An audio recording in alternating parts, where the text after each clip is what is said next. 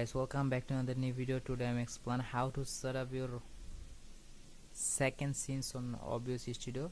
So this is my first scenes, just source display capture, and I will create a new scene. So I'm just creating scene 2 and click OK.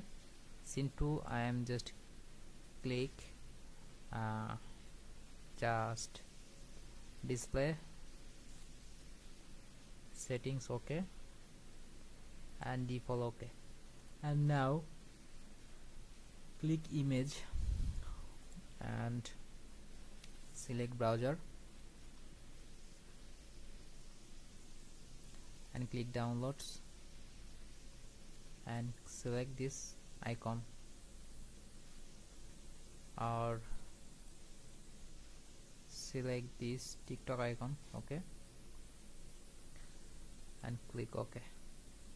And now I am just zoom out and left corner and pop up the settings. Now two settings. Now setting is just display, and second scene 2 just display plus